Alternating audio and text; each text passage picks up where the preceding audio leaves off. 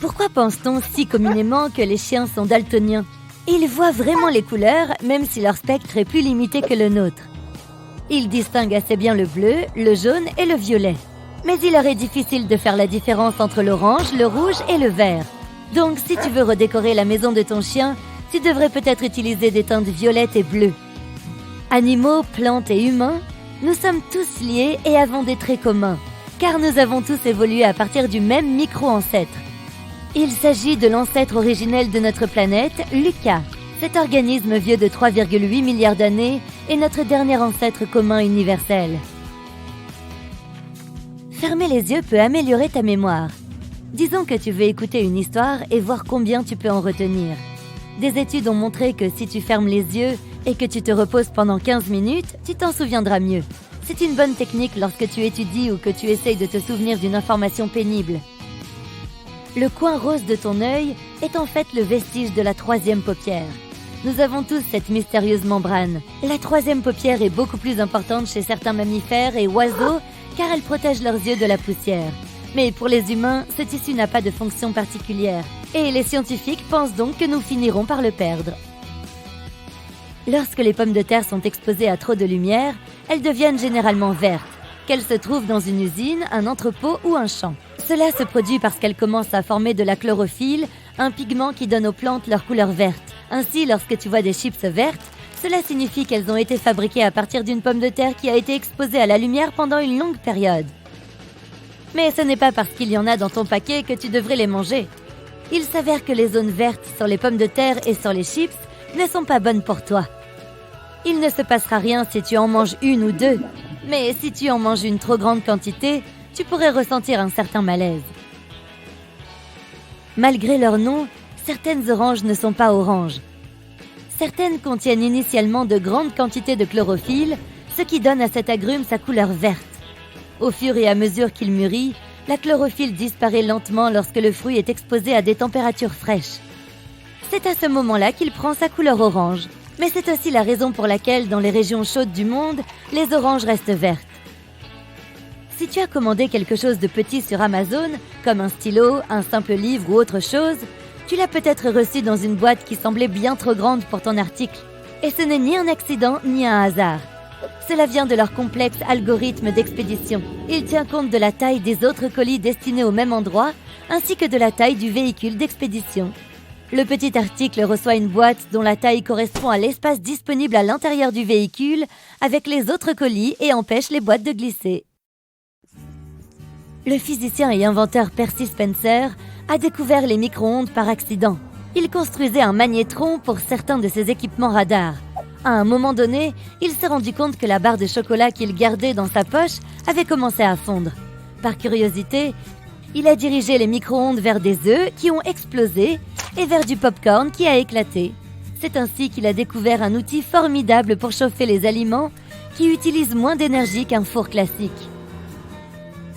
Dans sa version originale, la substance pâteuse que nous appelons aujourd'hui Play-Doh était un produit de nettoyage pour papier peint. Elle avait été inventée et vendue dans le but de décoller la poussière du papier peint. À l'époque où elle est apparue sur le marché, on l'a trouvée uniquement dans une couleur blanc cassé. Mais plus tard, lorsqu'ils ont commencé à la vendre comme un jouet, cette substance a été produite en jaune, bleu et rouge. Aujourd'hui, elle existe dans plus de 50 couleurs différentes. Le papier bulle avait un but légèrement différent à ses débuts. C'était censé être du papier peint. Dans les années 1950, lorsqu'il a fait son apparition, 2 ingénieurs ont décidé de coller 2 rideaux de douche ensemble. C'est ainsi qu'ils ont emprisonné de petites bulles d'air entre eux. Ils essayaient de créer une sorte de papier peint avec une texture, mais cela n'a pas marché. Quelques années plus tard, IBM a dû expédier des processeurs de données et avait besoin de quelque chose pour les protéger. C'est alors que le phénomène du papier bulle est apparu. Une étude a montré qu'une seule minute passée à faire éclater du papier bulle est aussi apaisante qu'un massage de 30 minutes. Pourquoi les ventilateurs électriques ne refroidissent-ils pas l'air?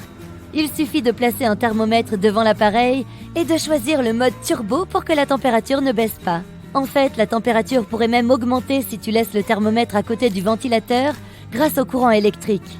Un ventilateur ne refroidit pas l'air, mais il te refroidit toi ou tout autre objet contenant de l'eau. Un ventilateur électrique améliore la circulation de l'air dans un espace clos et accélère l'évaporation, ce qui refroidit un peu les liquides, y compris la sueur de ta peau. Tu as remarqué que les capuchons des stylos ont de petits trous en haut? Cela semble étrange au premier abord, mais c'est pour te sauver la vie. Si tu avales accidentellement ce capuchon, le trou te permet de continuer à respirer car le capuchon ne bloque pas complètement les voies respiratoires.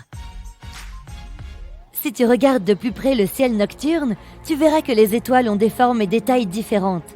Le blanc est la couleur la plus fréquente, c'est vrai, mais elle scintille aussi dans des nuances de rouge, de bleu et de jaune. Mais tu ne verras jamais d'étoiles vertes. Ce n'est pas que les étoiles n'émettent pas de lumière verte, c'est simplement que nos yeux ne la voient pas ainsi. Les étoiles ont des couleurs différentes lorsqu'elles brûlent à des températures différentes. Les étoiles les plus chaudes sont bleues, tandis que les étoiles les plus froides semblent brûler dans des teintes rouges. Mais elles brillent toutes de plusieurs couleurs. Elles émettent différentes longueurs d'onde lumineuses qui représentent diverses parties du spectre des couleurs. Nous ne pouvons pas percevoir toutes ces longueurs d'onde séparément. Nous ne voyons que la longueur d'onde lumineuse principale, c'est-à-dire la couleur prédominante. Ainsi, les étoiles de température moyenne émettent des photons verts dans la plupart des cas, mais elles ne nous semblent pas vertes. Lorsque nous essayons de traiter un objet qui génère de nombreux photons rouges, verts, bleus et jaunes à la fois, nos yeux le voient comme blanc. C'est la même raison pour laquelle les étoiles à température moyenne, comme notre Soleil, nous apparaissent blanches. Pourquoi cligne-t-on des yeux?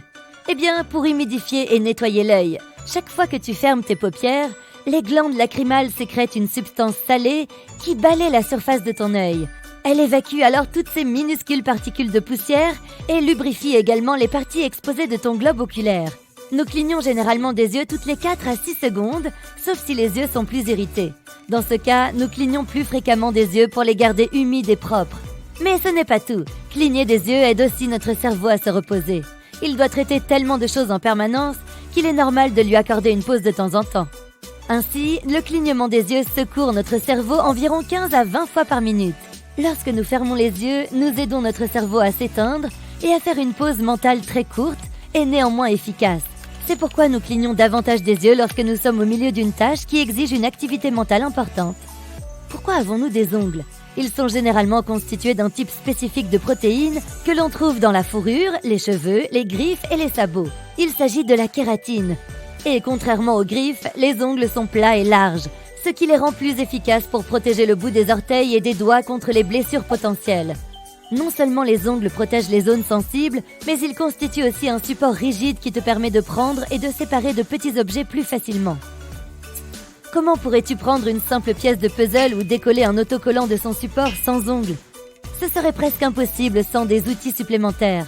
Les grands singes et les chimpanzés utilisent eux aussi leurs pieds pour ces tâches délicates. Les primates ont probablement développé des ongles parce qu'ils avaient besoin d'aide pour des tâches simples, comme saisir fermement des branches ou enlever des tiques. Les framboises, les mûres, les fraises et les cerises ne sont pas des baies. Pour être classées parmi les baies, elles doivent avoir 3 couches. Une couche extérieure de protection, une couche charnue au milieu et enfin une partie intérieure où se trouvent les graines. De plus, une plante doit provenir d'une fleur avec un seul ovaire et avoir 2 graines ou plus. Ainsi, selon ce critère, les myrtilles et les érelles sont des baies. Il y a aussi d'autres plantes que l'on ne s'attendait pas à trouver dans cette catégorie. Les kiwis, les bananes, les pastèques, les tomates, les aubergines et même les poivrons. Tu as probablement entendu dire que tes oreilles et ton nez sont les parties du corps qui ne cessent de grandir. Cela se produit en raison des effets de changement de la peau et de la gravité. D'autres parties de ton corps changent de la même manière, mais tu ne peux pas le voir aussi bien que tu peux voir ce qui se passe avec ton nez et tes oreilles. La tour de l'Empire State Building a été conçue pour servir de station d'accueil pour les dirigeables.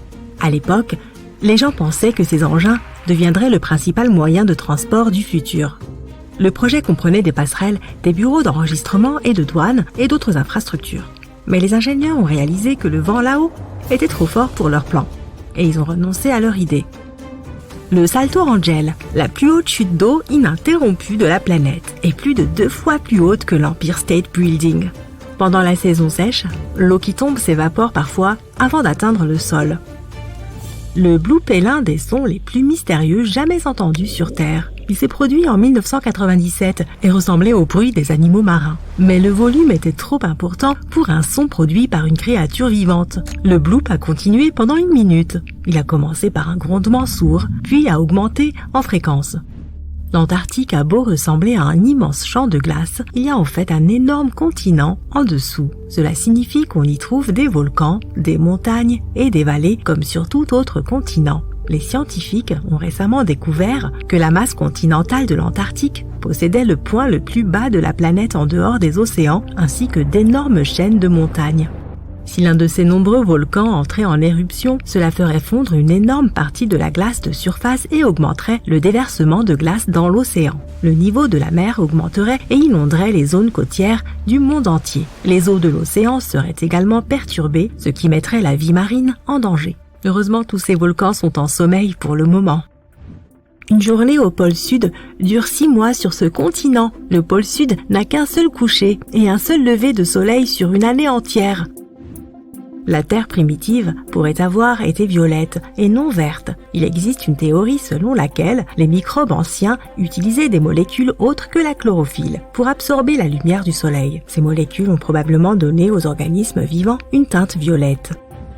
À l'âge de pierre, la population totale de l'Europe centrale comptait environ 1500 personnes, ce qui signifie qu'elles auraient pu toutes tenir sur un paquebot de croisière moderne de taille moyenne. Les astronomes ont découvert que la Voie lactée pesait environ 1500 milliards de masses solaires, sachant qu'une masse solaire est la masse de notre Soleil. Une toute petite partie de ce poids est constituée d'un trou noir supermassif au centre de la galaxie, 4 millions de masses solaires et de 200 milliards d'étoiles. Le reste est de la matière noire, mystérieuse et invisible. Si toutes les couches de glace et les glaciers de l'Arctique fondaient en même temps, le niveau de la mer s'élèverait de la hauteur d'un immeuble de 26 étages. Sous la lumière noire ou UV, les bananes qui mûrissent ont l'air bleu vif. C'est à cause de la chlorophylle qui se décompose lorsque le fruit mûrit. À cause des mouvements des plaques tectoniques, l'océan Pacifique rétrécit tous les ans et l'océan Atlantique grossit de la même proportion. De nos jours, il ne reste que 2 calottes glaciaires dans le monde datant de la dernière période glaciaire de la planète. La première est la calotte glaciaire du Groenland. La seconde, énorme, est celle de l'Antarctique. Elle a la taille du Mexique et des États-Unis réunis. Les vagues de tsunami passent souvent inaperçues en pleine mer. Elles ne s'élèvent pas à plus de quelques centimètres au-dessus de la surface jusqu'à ce qu'elles atteignent les eaux peu profondes. Mais lorsque l'océan est profond, elles peuvent voyager aussi vite qu'un avion de ligne long courrier. Les coraux qui vivent dans les eaux peu profondes produisent leur propre protection contre le soleil. Sans elles, la lumière solaire nuirait aux algues qui vivent à l'intérieur d'eux. Pour protéger ces algues, qui sont la principale source de nourriture des coraux, ils deviennent fluorescents. Ce processus permet de fabriquer des protéines qui agissent comme un écran solaire. Près de 90% de toute l'activité volcanique sur Terre se produit dans les océans. Le Pacifique Sud possède la plus grande concentration de volcans que nous connaissions. Un groupe de volcans en particulier compte 1133 cônes volcaniques. Ils sont tous actifs et enfermés dans une zone de la taille de l'État de New York. Le canyon de Zemshug, au milieu de la mer de Bering, est le plus grand canyon sous-marin jamais découvert. Il y a plus de trésors et d'artefacts au fond de l'océan que dans tous les musées du monde réunis. En 1900, l'un des plus gros ouragans qui soit a frappé près de l'Amérique centrale et dans le golfe du Mexique. Il a ensuite poursuivi sa course jusqu'en Floride et au Texas et il est considéré comme l'ouragan le plus dévastateur de l'histoire des États-Unis. Il a été détecté pour la première fois le 27 août et a duré plusieurs jours. Lorsqu'elle a atteint les côtes du Texas, la tempête s'est transformée en ouragan de catégorie 4. Les ouragans sont classés en fonction de la vitesse et de l'intensité des vents à l'aide d'une échelle appelée Saffir-Simpson. Il existe 5 catégories, allant de 1 à 5, 1 étant la plus faible et 5 la plus forte. Les habitants de Galveston ont eu moins de 4 jours pour se préparer à l'arrivée de l'ouragan qui est même allé jusqu'en Oklahoma et au Kansas. Le grand ouragan s'est ensuite dirigé vers les Grandes Plaines et a bifurqué vers les Grands Lacs, la Nouvelle-Angleterre et a atteint le sud-est du Canada. La tempête était si violente que plus de 3600 maisons ont été endommagées, même si elles étaient assez solides pour résister. Compte tenu de la population de l'époque, cela équivaut à des centaines de milliers de maisons détruites, voire des millions. Spotted Lake est souvent considéré comme l'endroit le plus magique du Canada. En hiver et au printemps, c'est juste un lac ordinaire qui ressemble à n'importe quel autre. Mais essaye d'y aller en été. Quand l'eau commence à s'évaporer, tu auras l'impression d'être entré dans un autre monde. Un paysage à pois avec des taches bleues, vertes et jaunes. Pendant l'été, il y a plus de 300 bassins ici et ils ont tous l'air magique. Au fil des siècles, les gens ont cru que chacun d'entre eux avait des propriétés curatives différentes. L'explication de ces couleurs chatoyantes relève de la science pure. Chacune d'entre elles a une forte concentration de différents minéraux. Nous vivons en fait à l'intérieur du Soleil. Son atmosphère s'étend bien au-delà de sa surface visible. Et même si la Terre est à 150 millions de kilomètres de l'étoile, elle est toujours à portée de l'atmosphère du Soleil. Les aurores polaires se produisent lorsque des particules chargées provenant du Soleil sont capturées par le champ magnétique de la Terre et s'écrasent dans la haute atmosphère près des pôles. La vitesse de rotation de notre planète diminue progressivement. Cela se passe à un rythme tranquille de 17 millisecondes par tranche de 100 ans. À cause de cela, nos journées sont de plus en plus longues. Et pourtant, ce n'est qu'après 140 millions d'années qu'une journée sur Terre durera 25 heures. L'Antarctique, le continent le plus au sud de la Terre, n'est que le 5e plus grand, mais il contient près de 70% de toute l'eau douce de la planète et 90% de la glace mondiale. L'Antarctique est d'ailleurs considéré comme un désert. De nombreuses roches sur Terre ont une origine martienne. Les scientifiques ont analysé le contenu chimique de certaines météorites trouvées dans le désert du Sahara, en Antarctique et dans d'autres endroits. Et il s'est avéré que ces roches étaient arrivées de la planète rouge. Le plus grand château de sable du monde se trouve au Danemark. Les 30 sculpteurs qui l'ont créé ont utilisé plus de 5000 tonnes de sable. Pour le rendre plus durable, ils ont ajouté 10% d'argile ainsi qu'une couche de colle. Ils l'ont construit pour qu'il résiste aux hivers longs et tempétueux. Certains photons qui ne sont pas absorbés sont réémis et leur longueur d'onde détermine la couleur que nous voyons. Lorsque tu exposes un matériau à la lumière du soleil ou à des photons de plus haute énergie, cela peut endommager ses chromophores. C'est pourquoi ils ne pourront pas émettre de photons à certaines longueurs d'onde. Les matériaux rouges pâlissent le plus à la lumière du soleil. Leurs chromophores émettent de la lumière rouge de manière à éponger les photons des autres longueurs d'onde. Chaque jour, entre 60 et 100 tonnes de poussière spatiale dérivent vers la surface de notre planète. Ces minuscules particules cosmiques sont principalement libérées par les comètes, qui sont généralement composées de poussière et de glace. Lorsque le Soleil transforme cette glace en vapeur, la poussière restante descend jusqu'à la Terre. Il existe des plats dangereux qui peuvent empoisonner s'ils ne sont pas préparés correctement. Certains aliments à première vue anodins, comme le miel ou les noix de cajou, peuvent parfois être nocifs. Voici des informations à connaître avant de manger certains produits. Tu as déjà croqué dans les graines d'une pomme? Tu sais bien alors qu'elles ont un goût désagréable. C'est à cause du cyanure qu'elles contiennent. Ne panique pas tout de suite, les graines sont recouvertes d'une couche protectrice. C'est pour cela que le cyanure n'entre pas dans ton système même si tu avales les graines. Il faut être prudent par contre. Même les plus petites quantités de cyanure peuvent causer une accélération du souffle et d'autres effets extrêmes et déplaisants.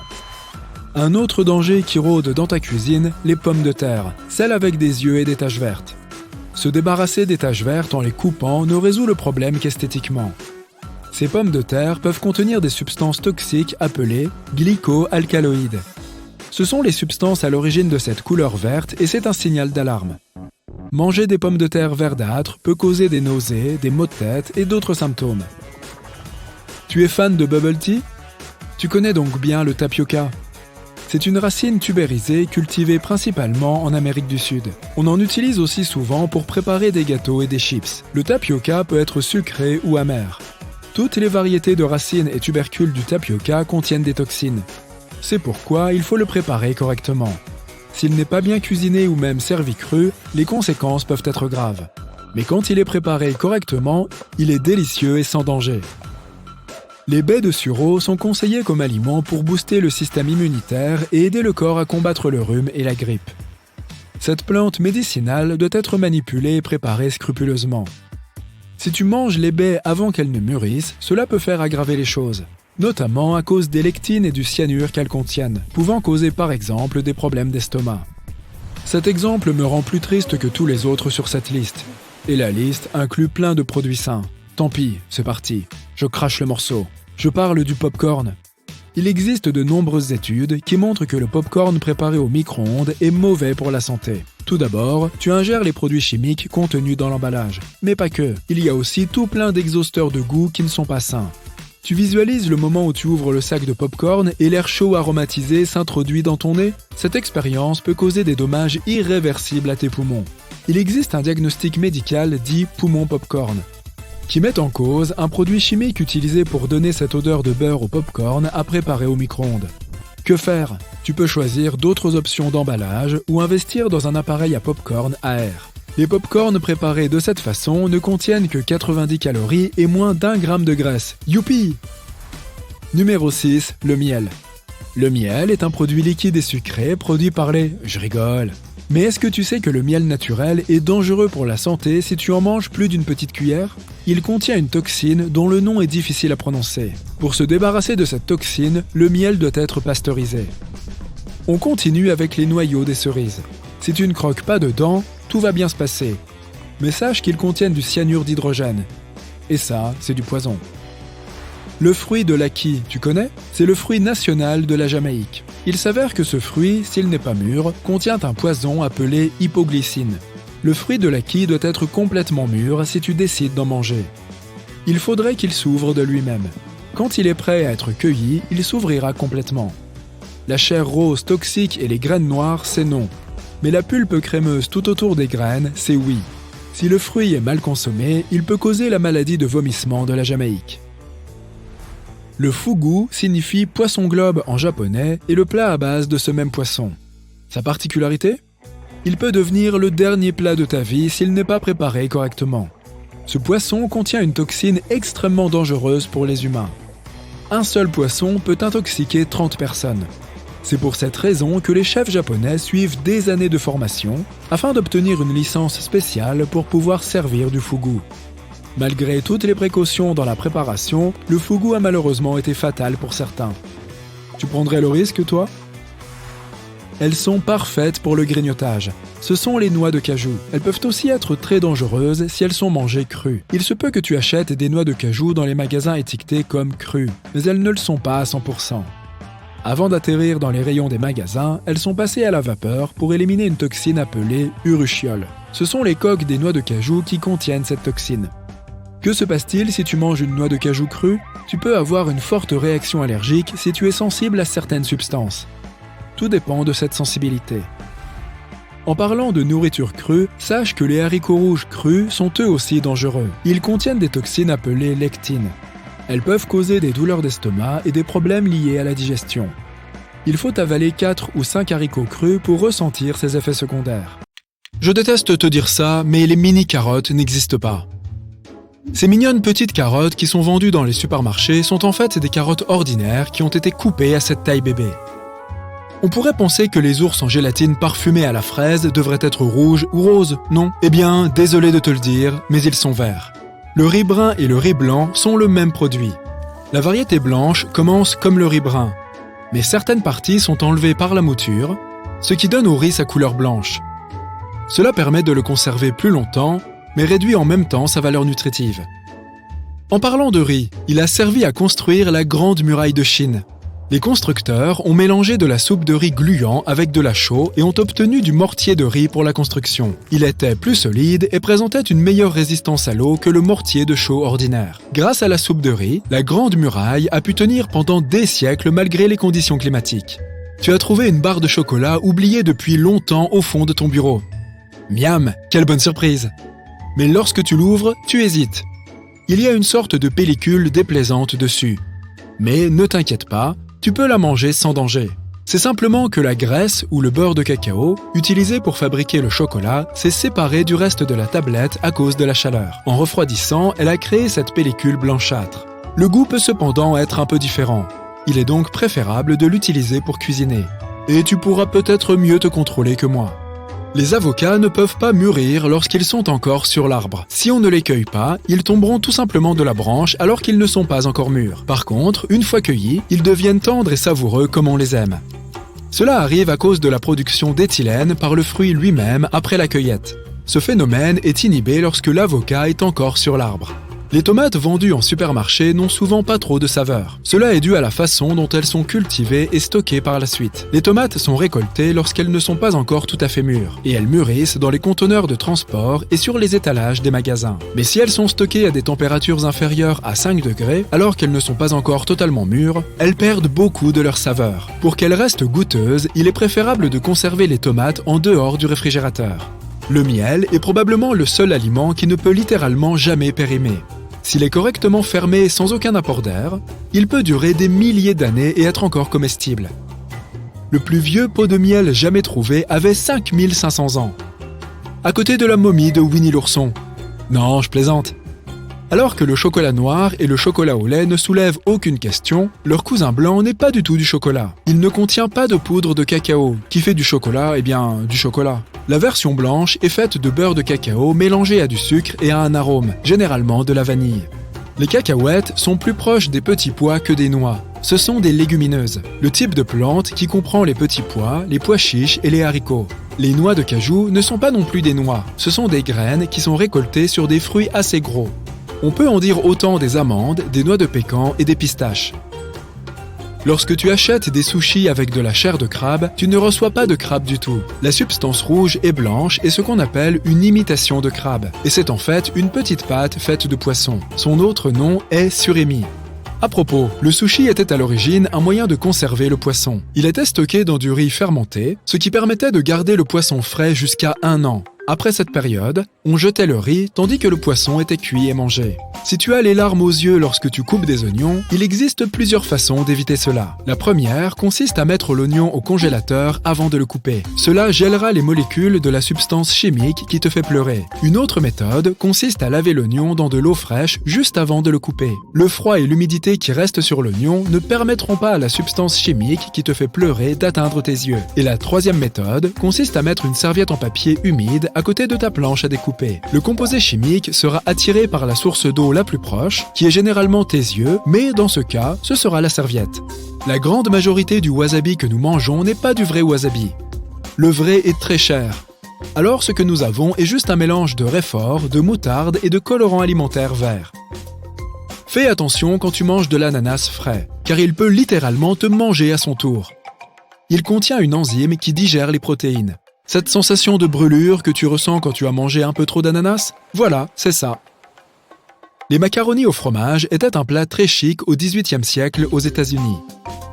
Les pâtes étaient importées d'Italie, ce qui les rendait très chères, et la fabrication du fromage demandait beaucoup de temps et d'efforts. Cela n'aidait pas non plus à rendre le produit moins cher. Seuls les plus riches pouvaient s'offrir un plat de macaroni au fromage, et il était servi dans les restaurants les plus chics comme un mets délicat. En revanche, les huîtres, les homards et à peu près tous les autres fruits de mer étaient considérés comme de la nourriture de pauvres à l'époque. Les communautés du bord de mer se nourrissaient de ce qu'elles pouvaient attraper dans l'océan, et cela incluait les moules, les crabes et beaucoup d'autres choses que nous considérons comme très raffinées de nos jours. Waouh, je pense que si je mangeais des macaronis au fromage avec du homard en ce moment, ma tête exploserait. Revenons à la nourriture de riches. À l'époque médiévale, le poisson était considéré comme un cadeau digne d'un roi. Les monarques anglais étaient connus pour recevoir d'énormes brochets. Et même avant cela, dans l'Empire romain, le poisson comme le rouget était un mets délicat que les empereurs payaient avec de grandes quantités d'or. La chair du saumon d'élevage est naturellement grise. Les poissons sauvages mangent beaucoup de crevettes, ce qui donne à leur chair cette couleur rose-orange caractéristique. Les poissons d'élevage sont nourris avec un pigment végétal spécial pour obtenir le même effet. L'inventeur de la vaseline, Sir Robert Chesbrough, prétendait en consommer 1 cuillerée par jour. Il a aussi demandé à son infirmière de l'en recouvrir de la tête aux pieds lorsqu'il est tombé gravement malade. Il s'est rapidement rétabli et a vécu jusqu'à 96 ans. Pendant tout ce temps, il a cru fermement aux propriétés miraculeuses de la vaseline. C'était un produit génial. Les oranges ont donné leur nom à la couleur que nous connaissons aujourd'hui sous le nom d'orange. Anciennement en anglais, on connaissait cette couleur sous le nom de jaune-rouge. Ce n'est que lorsque le fruit s'est généralisé en Europe que le mot qui signifiait sa couleur a vu le jour. Si tu veux observer de plus près une ruche, assure-toi de ne pas avoir de bananes sur toi. La phéromone qui pousse les abeilles à s'activer pour protéger leur foyer sent la banane. Tu risques donc de devenir leur ennemi numéro 1 si tu t'approches trop près. À une époque, le lait a servi comme matériau pour le plastique. Il était biodégradable et non soluble dans l'eau, et ne brûlait pratiquement pas. Mais il a ensuite été remplacé par du plastique à base de pétrole, car la variété à base de lait ne pouvait pas être moulée et devenait fragile avec le temps. De plus, le plastique à base de pétrole était beaucoup moins cher à produire. Le pound cake, pound signifiant livre en français, ou 4/4 en français, doit son nom au poids de ses ingrédients. À l'origine, il était fait avec 1 livre de beurre, 1 livre d'œufs, 1 livre de farine et, tu l'auras deviné, 1 livre de sucre. Et voilà, tu as bien tes 4/4. La pizza la plus chère que tu puisses acheter coûte environ 12 000 $. Elle peut uniquement être cuisinée par 3 chefs chez toi. Et il faut 3 jours entiers pour la préparer. Est-ce que les chefs doivent dormir chez toi? Dans l'Égypte ancienne, les ouvriers étaient payés avec de la nourriture. Ils recevaient des radis, des oignons et de l'ail dans le cadre de leur salaire. Ces plantes étaient déjà connues pour leurs propriétés antibactériennes à l'époque, ce qui les rendait très précieuses. Bien que la couleur la plus courante des choux-fleurs soit le blanc, il existe également des variétés vertes, oranges et violettes. Ces dernières sont plus difficiles à cultiver que la blanche, mais ne sont pas très différentes de celles-ci par ailleurs. Quant au nombre total de variétés de choux-fleurs, il en existe plusieurs centaines. Pour tester facilement la fraîcheur des œufs, il suffit de les mettre dans un bol d'eau. Un œuf frais descendra rapidement au fond, tandis qu'un œuf pourri flottera. Le dernier arrivé au fond est un œuf pourri. Imagine que tu viennes de te réveiller dans un monde où tout le chocolat que tu puisses manger soit rose. Ce magnifique chocolat rubis attire instantanément l'œil. Et avant même de t'en rendre compte, tu as l'eau à la bouche. Tu attrapes le chocolat rose entre tes mains et prends enfin une bouchée de cette véritable œuvre d'art. Ça a bon goût, mais ça n'a pas vraiment le goût du chocolat. Il existe un vaste débat pour déterminer si le chocolat rose est le 4e type de chocolat ou non. Nous avions le chocolat noir, blanc, au lait, et maintenant, rubis. Eh bien, pas tout à fait, mais ne t'inquiète pas, nous allons comprendre pourquoi. Le chocolat rubis est apparu sur le marché en 2017 par le biais d'une entreprise belgo-suisse du nom de Barry Callebaut.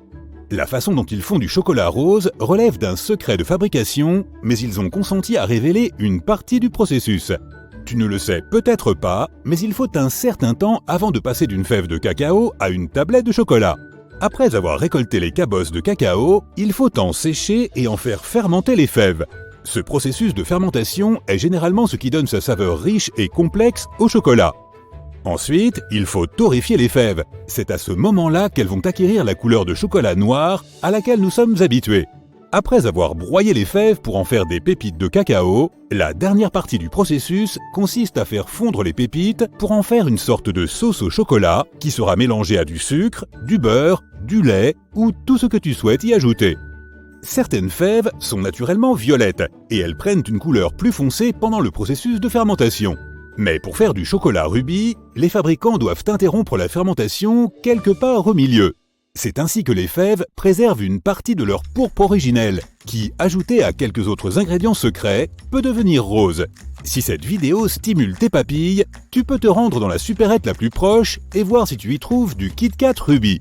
Tu remarqueras probablement que le chocolat rose a une texture similaire à celle du chocolat blanc, mais qu'il a un goût légèrement acide et fruité. C'est vraisemblablement dû au processus de fermentation dont nous venons de parler. Au cas où tu ne trouverais pas de Kit Kat rose dans les parages, il existe une autre recette qui se rapproche assez du goût original du chocolat rubis. Selon l'expert en chocolat, Angus Kennedy, tu peux mâcher un morceau de chocolat blanc. Ajoute quelques framboises et un petit morceau de chocolat au lait. C'est plus ou moins le goût d'une tablette chocolat rubis. Oh, et fait amusant, il y a aussi une polémique pour déterminer si le chocolat blanc est réellement du chocolat ou non. Les scientifiques affirment qu'on ne peut pas l'appeler chocolat blanc, car il ne contient pas de fèves de cacao. Le chocolat blanc est un simple beurre de cacao mélangé à du sucre et généralement un peu de vanille pour ajouter à la saveur. D'autres études affirment que ce qui est techniquement requis pour appeler une chose du chocolat est un simple pourcentage de graisse de cacao. Et si c'est effectivement la règle, alors le chocolat blanc pourrait être appelé du chocolat sans problème. Bref, pourquoi le chocolat rose est-il devenu si populaire? Le fait est que nous ne mangeons pas seulement avec notre bouche. Manger implique tous nos sens. La taille, la forme, la couleur et la texture de la surface jouent tout un rôle important dans l'attrait que peut avoir un aliment pour nous. L'odeur détermine aussi une grande partie de nos préférences alimentaires. Aussi fou que cela puisse paraître, la fragrance de quelque chose peut déjà activer tes papilles. Mais avant tout, nous mangeons avec nos yeux. Je veux dire, regarde cette magnifique ganache au chocolat rose et cette mousse au chocolat rubis. Ce chocolat est si esthétique qu'on dirait que tu es sur le point de manger l'une des couleurs de l'arc-en-ciel. Miam! Manger avec les yeux est une réalité pour nous, les humains, depuis la nuit des temps. Prenons l'exemple de nos ancêtres primates. La théorie voudrait que les primates aient développé une vision trichromatique afin de repérer les fruits nutritifs et colorés au sein de la canopée vert foncé. Et je parie que le simple fait de regarder toutes ces délicieuses images de nourriture te donne envie de déguster les choses dont nous parlons. Mais notre cerveau n'est pas si intelligent que ça lorsqu'il s'agit de manger, et nous sommes facilement trompés. Par exemple, si tu bois un liquide rose qui a le goût de banane, il faudra un certain temps à ton cerveau pour le traiter correctement. Car ta première attente serait que la boisson ait le goût de la fraise. Une autre étude montre comment notre cerveau perçoit la rugosité comme une qualité propre à une alimentation saine, même lorsque ce n'est pas exactement le cas. Si je te donnais un morceau de brownie bien dur et un autre plus mou, et que je te demandais de manger celui qui contient le moins de calories, tu choisirais probablement le plus rugueux. Cette étude du Journal of Consumer Research montre que les aliments aux textures rugueuses donnent l'impression d'être plus consistants et plus sains, même s'ils ont les mêmes valeurs nutritives que des versions plus tendres. C'est pourquoi nous nous goinfrons de barres granola et d'assortiments de noix, tout en pensant que nous mangeons super sain, alors qu'ils sont très riches en calories. Aujourd'hui encore, nous sommes passés maîtres dans l'art de manger avec nos yeux. Les réseaux sociaux exacerbent cette tendance qui pousse certains à prendre une photo dès qu'ils commandent de la nourriture. Plus l'assiette et la nourriture elle-même sont jolies, plus une personne a de chances d'obtenir des likes, et plus un restaurateur peut vendre d'assiettes. Le bon côté des choses, c'est qu'il semble que les cuisines du monde entier deviennent de plus en plus inventives. As-tu déjà entendu parler d'un bagel arc-en-ciel ?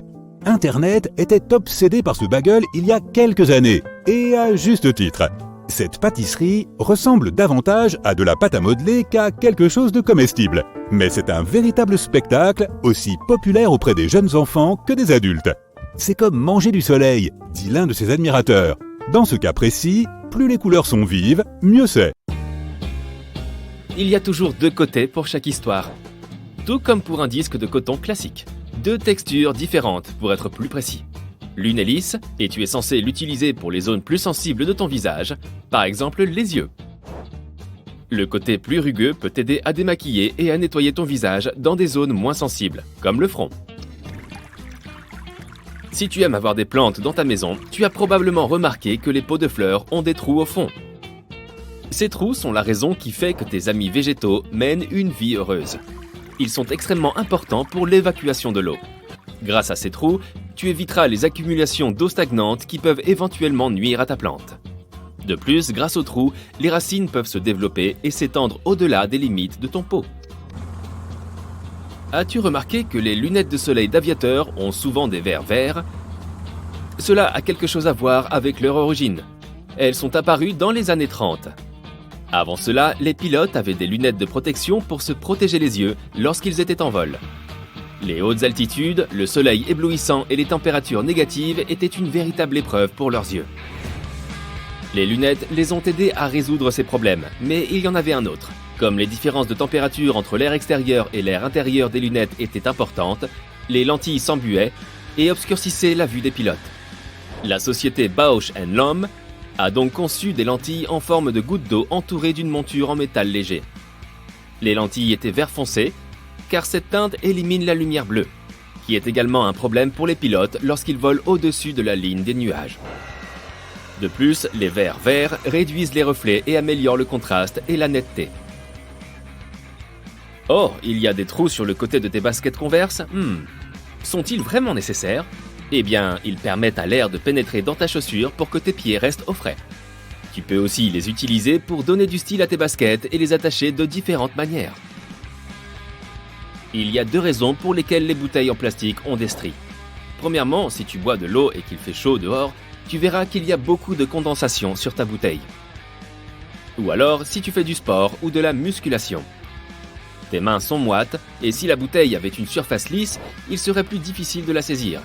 Les stries sont donc là pour améliorer ta prise en main. La deuxième raison est que grâce à ces stries, les fabricants peuvent utiliser un plastique plus fin. Cela signifie qu'ils ont besoin de moins de matériaux dans la production totale. Et ce plastique reste suffisamment ferme pour que la bouteille conserve sa forme. Les porte-manteaux en bois ne sont pas seulement là pour être beaux. Comme ils sont fabriqués en bois de cèdre, ils apportent un parfum agréable à ton placard. De plus, ils repoussent les insectes. Ils sont aussi super durs, ce qui est pratique pour les vêtements lourds comme les vestes. Et comme il est difficile de les abîmer, ils te serviront plus longtemps. Tu as peut-être remarqué qu'il y a un carré de couleur au bas de ton dentifrice. Ces blocs se présentent généralement en bleu, rouge, vert et noir. Ce sont des sortes de repères, car ils aident les machines de la chaîne de montage à reconnaître où et quand couper le dentifrice et sceller l'extrémité du tube. Certaines bottes ont des boucles sur le dessus et à l'arrière. Cela peut sembler être un effet de mode, n'est-ce pas? Ou peut-être est-ce quelque chose que les fabricants ajoutent pour le plaisir. Mais ces boucles ont en fait leur utilité. Elles te permettent de tirer la chaussure lorsque tu essaies de l'enfiler. De plus, tu peux facilement les accrocher ou utiliser la boucle pour mieux maintenir les lacets. L'heure des confessions. Tu te souviens des accessoires fournis avec ton aspirateur? Tu les as aussi mis de côté et tu ne les as plus jamais utilisés? Ils sont en fait très utiles lorsque tu nettoies la maison, car tu peux les utiliser dans des zones particulières qui sont parfois difficiles à atteindre avec l'accessoire normal. Nous savons tous à quoi sert un économe. Mais en plus d'éplucher la peau des carottes ou des pommes de terre, tu peux aussi l'utiliser pour les oignons. C'est peut-être plus rapide que de le faire avec le couteau et ça t'épargnera quelques larmes. Certains pulls ont quelque chose d'assez particulier au niveau du cou. Une couture en forme de V, que tu peux voir au milieu du col. Cet élément, en forme de V, semblable aux bordures de l'ourlet et des manches, permettrait au propriétaire d'enfiler le vêtement plus facilement. Et celui-ci ne perdra même pas sa forme. La pièce en V est extensible, de sorte qu'une personne qui porte le pull peut faire passer sa tête par le col. Son but est aussi d'absorber la sueur. Dans ses premières versions, le pull-over avait un col à l'avant et à l'arrière. Avec le temps, ils ont perdu l'arrière. Et ce V est devenu quelque chose de décoratif puisque les fabricants ont commencé à coudre un V au col sans utiliser le tissu côtelé qu'ils ajoutaient auparavant. Les carrés ou les cercles de couleurs brillantes que tu vois sur les emballages des aliments ne sont pas une indication des vitamines, des minéraux ou de certains arômes qu'ils contiennent. Et non, il ne s'agit pas d'un code secret que les consommateurs sont censés déchiffrer. C'est en fait pour les ingénieurs en imprimerie. On les appelle les repères d'alignement. Pendant le processus d'impression de l'emballage alimentaire, les fabricants utilisent ces blocs de couleurs pour vérifier si l'encre d'impression est correcte. Ils comparent la couleur des blocs qu'ils impriment pour assurer à la marque pour laquelle ils travaillent une qualité constante et reconnaissable dans le monde entier. La plupart des imprimantes utilisent seulement 4 couleurs, jaune, magenta, cyan et noir. Certaines imprimantes ont des couleurs supplémentaires comme le vert, l'orange et le violet. C'est pourquoi tu vois parfois plusieurs cercles sur certains emballages. Ils testent chaque couleur d'encre. Les marges dans les cahiers. Elles ne sont pas là comme une sorte de guide pour prendre des notes et écrire. Quelqu'un a imaginé une solution potentielle censée protéger les travaux écrits contre, les rats. Autrefois, ils étaient des petits habitants assez communs dans les maisons des gens. Ils sont connus pour leur régime alimentaire qui comprend pratiquement tout, y compris le papier donc. Les gens ont donc commencé à ajouter de larges marges comme amuse-gueule, ce qui était censé rassasier les rats. Ainsi, ils ne pourraient pas atteindre le plat principal, les pages écrites. Les costumes ont une boutonnière près de l'encoche du revers. Les fabricants la cousent pour que tu ne puisses pas l'ouvrir sans abîmer ton costume. Et quand tu la compares à l'autre revers, tu vois que celui-ci est complètement lisse, sans aucune trace. Tu ne trouveras pas une boutonnière aussi peu marquée uniquement sur une veste de costume. Les chemises sportswear, les cabans et autres vêtements en sont également pourvus.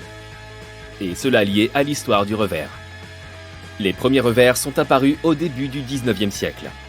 Auparavant, les hommes portaient principalement des blouses avec des cols hauts. Ils les boutonnaient jusqu'en haut. Pendant les journées chaudes, ils relâchaient la position des boutons, baissaient les cols et laissaient le bouton supérieur défait. C'était une façon de soulager la chaleur et en plus, leur revers replié était symétrique au niveau de la poitrine. Et aujourd'hui, nous identifions cela comme un revers. Les gens ont cessé d'utiliser cette boutonnière après l'apparition du revers, sauf pour certaines occasions formelles, comme par exemple quand on voulait y mettre une fleur. C'est pourquoi les couturiers l'ont laissé comme un élément de mode. Parlons un peu des sachets de thé. Il est assez facile de deviner à quoi ils servent, mais ils peuvent aussi être utiles si tu as les pieds qui sentent mauvais après une longue journée dans tes chaussures. Il suffit de placer des sachets de thé neufs, bien sûr, dans tes chaussures pendant la nuit. Au moment où tu te réveilleras, les sachets de thé auront absorbé toutes les odeurs indésirables. Toutefois, n'oublie pas de les jeter ensuite, tu ne veux pas siroter un thé avec une odeur bizarre, n'est-ce pas? Les pince-notes peuvent aussi avoir un usage supplémentaire, tu peux pincer ton argent pour le garder ensemble. Il en va de même pour les trombones. Si ton bracelet préféré se casse et que tu cherches un moyen de le faire tenir, un trombone peut te servir. Il suffit d'en accrocher un à chaque extrémité du bracelet, de le tordre fermement, et voilà, il est prêt à servir. Une étrange tache blanche sur une banane est un signe certain que tu dois la jeter, car il s'agit là de nid d'araignée. Je parle de l'araignée vagabonde brésilienne, pas des plus sympas. Et elle est dangereuse, puisqu'elle est réputée pour être l'araignée la plus venimeuse du monde. Une seule morsure et ton système nerveux est instantanément paralysé. En prime, tu auras des nausées et une vision floue. Ne nous inquiétons pas, on les trouve le plus souvent en Amérique du Sud, mais comme elles adorent se camoufler, elles sont capables de se faufiler dans la caisse de bananes et de se déplacer là où les bananes se rendent. Elles aiment voyager dans leur petite enveloppe et il existe des preuves de la présence de mamans araignées voyageant avec leur bébé araignée. Oh là là! Tu as déjà mangé de la nourriture en boîte de conserve? Il y a donc de fortes chances que tu aies aussi attrapé des asticots. Ces bestioles se trouvent dans toutes sortes d'aliments. Des tomates en conserve? C'est sûr. Des champignons en conserve? Absolument. Les asticots en raffolent. Ils les aiment tellement que l'on estime que 20 asticots pourraient bien se trouver dans une boîte de 100 grammes de champignons égouttés. Désolé les amis, il n'y a rien que l'on puisse faire. Il faut juste l'accepter. Certaines choses flippantes dans ta nourriture peuvent en fait être approuvées par la Food and Drug Administration, la commission de santé publique américaine. Aussi bizarre que cela puisse paraître, la FDA tolère la présence de 30 insectes ou plus par barre de chocolat. Tu veux en savoir plus? Ok. Que dirais-tu de poils de rongeur dans ton beurre de cacahuète? Miam! Bien que le beurre de cacahuète soit l'un des produits les mieux contrôlés par la FDA, celle-ci ne voit rien de mal à ce qu'il y ait quelques poils de rongeur dans un pot. Maintenant, vérifions ton intuition. Première question. Quelle quantité de moisissure est acceptable dans la compote de pommes? Pas tant que ça en fait. 12% de moisissure sont acceptables. Deuxième question. Quelle quantité de moisissure est acceptable pour de la confiture de cerises? Les choses se gâtent puisque ce pourcentage dégoûtant pour la confiture de cerises monte à 30%. La dernière question, qu'en est-il de la confiture de cassis? C'est parti! La confiture de cassis à 75% de moisissure est approuvée par la FDA. Je ne pense pas que je vais encore manger des biscuits avec de la confiture de cassis. Le brocoli est certes bon pour la santé, mais il présente aussi des risques. Non, nous ne tentons pas de te dire que tu ne dois pas y toucher, mais simplement de te rappeler de toujours bien examiner tes légumes. Et si un dangereux insecte s'y cachait? Disons une veuve noire par exemple. Leur morsure n'est pas aussi grave que celle de l'araignée vagabonde brésilienne, mais elle n'est clairement pas souhaitable. Voici une histoire vraie. Un homme de l'Ohio a trouvé une de ces araignées dans un brocoli. Heureusement, cette histoire se termine bien. La personne qui l'a trouvée a appelé le refuge pour animaux local, nommé Another Chance, une seconde chance. Ce refuge a adopté l'araignée et lui a donné un nom très mignon. Brocoli. Attends un peu, on adopte des araignées maintenant? Oh oh oh! Noël approche et tu as opté pour un véritable sapin de Noël? Avant de traîner cet arbre jusqu'à chez toi, tu ferais mieux de l'inspecter minutieusement. Tu vois cet objet de la taille d'une noix et en forme de pomme de pin accroché à ton arbre? Mauvaise nouvelle, c'est le dortoir de quelqu'un. C'est un sac à œufs contenant des centaines de petites menthes qui attendent d'éclore chez toi pour célébrer les fêtes tous ensemble. À moins que tu ne veuilles partager ton lit avec elle, assure-toi que toutes les surprises se trouvent sous le sapin de Noël et non dessus. Bon, tu ne veux pas prendre de risques et tu optes pour un faux sapin de Noël. Bon choix! En fait, les faux arbres ont 3 fois moins de chances de prendre feu que les vrais. Mais cela ne veut pas dire qu'ils sont totalement sans danger. Il faut faire attention de toute façon, utiliser un éclairage adapté et ne jamais placer le faux sapin trop près de la source de chaleur. Les modèles ignifuges sont les meilleurs. Avis aux myopes, si vous voyez quelque chose qui ressemble à un biscuit Oreo ou à une pièce de monnaie ancienne avec un dessin pittoresque, vous feriez mieux de mettre vos lunettes avant de le toucher.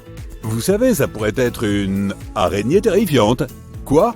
Encore une fois ? Oui, je parle de l'araignée Cyclocosmia rickety et honnêtement, son nom est chouette, mais elle, pas tant que cela, si tu vois ce que je veux dire. Ces araignées vivent en Asie du Sud-Est, au Mexique et au Guatemala, et il semble qu'elles ne se préoccupent pas vraiment du froid, puisqu'elles peuvent même se rencontrer dans certaines régions des États-Unis et du Canada. Ces araignées sont connues pour leur capacité à tendre des pièges. Elles construisent des terriers et dès qu'elles détectent un mouvement, bam, elles bondissent. De plus, ces terriers les aident à tenir à distance les visiteurs indésirables, comme les guêpes. Bonne nouvelle, nous les humains sommes bien trop grands pour être entraînés dans leur donjon. Et malgré de nombreuses informations diffusées sur les réseaux sociaux, elles ne sont pas toxiques pour nous. Ouf! Quelle heure est-il ? Oh, c'est le moment de déboulonner un autre mythe. Il y a quelque temps, une vidéo TikTok virale montrait des fraises trempées dans de l'eau salée. La vidéo était plutôt dégoûtante à cause des insectes ressemblant à des vers qui se faufilaient hors de la fraise. Mais dans ce cas précis, l'idée selon laquelle toutes les fraises grouillent de larves est une légende. Tout d'abord, les fraises sont toutes contrôlées et baignées avant d'être expédiées. De plus, il existe des mouches des fruits qui sont tout à fait différentes. En fait, si les fraises attendent trop longtemps sur l'étalage pour être achetées, elles commencent à attirer les mouches à fruits qui pondent de minuscules œufs qui se transforment en larves, qui se transforment à leur tour en mouches à fruits. Le point essentiel ici est que ces mouches des fruits sont partout, dans les supermarchés, les petits magasins et même dans ta cuisine. Et oui, il est fort probable que tu en manges chaque fois que tu grignotes des fruits rouges. Tu trouves ça dégoûtant? Mais moi je dirais que c'est une protéine naturelle. Je plaisante. Ne t'inquiète pas, les larves de végétaux ne sont pas dangereuses pour l'homme. De plus, il est inutile de faire tremper vos fruits dans de l'eau salée, un bon rinçage suffit. Il est préférable d'éviter certains aliments s'ils ne sont pas assez mûrs. Le litchi en est un bon exemple. Malgré leur apparence innocente, ils peuvent être assez dangereux. Si tu les manges avant qu'ils ne soient mûrs, tu risques de consommer aussi des toxines. Ce n'est pas aussi grave que ce que l'on peut imaginer, mais cette toxine peut réduire considérablement le taux de sucre dans le sang. Pour les personnes souffrant de certaines pathologies, cela peut entraîner des conséquences indésirables, notamment de la fièvre, voire pire. Donc rien d'extraordinaire ici, il faut simplement s'assurer que tes litchis sont bien mûrs. On peut penser que les taches noires sur les pommes sont le signe que le fruit n'est pas comestible, mais ce n'est pas tout à fait vrai. Tout d'abord, ces taches ne sont rien de plus qu'un simple problème esthétique, même s'il s'agit d'un champignon. Ne t'inquiète pas, ce phénomène n'est pas dangereux. Option 1, frotte ces taches et croque dans ta pomme. Option 2, éplucher la pomme et la croquer. L'option 3, qui consiste à jeter la pomme, est complètement exclue. Attention, si le saumon que tu t'apprêtes à acheter contient du caviar, cela peut être un signe que ce poisson ne sera pas aussi savoureux que tu le voudrais. Les saumons de l'océan Pacifique ont tendance à pondre leurs œufs en eau douce, ce qui les oblige à migrer lorsqu'ils le font. Mais une fois que le saumon se trouve en eau douce, tous ces systèmes cessent de fonctionner et il arrête de manger. Ce type de saumon est toujours comestible, mais sa qualité est bien inférieure à ce qu'elle pourrait être. Et que faire si tu vois une capsule blanche sur ton choucal, qui est apparemment un cocon? Pas besoin de jeter ton dîner. Il suffit de retirer ce bébé papillon ou mouche, de rincer le cale et de déguster ta salade. Oh, j'allais oublier, il faut faire attention aux salades préemballées. Même si les fabricants affirment qu'elles peuvent être consommées sans danger sans être lavées, il est prouvé que des gens ont contracté des maladies à cause de salades préemballées non lavées. Ces salades leur ont occasionné de lourdes dépenses médicales pour se débarrasser des séquelles. Imaginons que tu remarques soudainement une mouche dans ton verre. Est-ce qu'elle fait le dos crôlé? Vas-tu finir ton verre ou t'en servir un autre? Eh bien, cela dépend du sexe de la mouche. Si tu as une mouche femelle dans ton verre, quelques minutes plus tard, le goût deviendra bizarre. En revanche, si c'est un mâle qui souhaite prendre un bain dans ton verre, il ne gâchera pas la dégustation.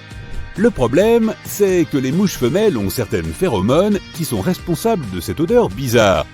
Même si la mouche est repêchée instantanément, la boisson peut prendre son goût original, car un seul nanogramme de phéromone suffit. Mais comme tu ne pourras probablement pas déterminer le sexe de la mouche, mieux vaut se servir un nouveau verre. Oui, une mouche dans un estomac ne fera rien de mal, mais c'est un peu répugnant.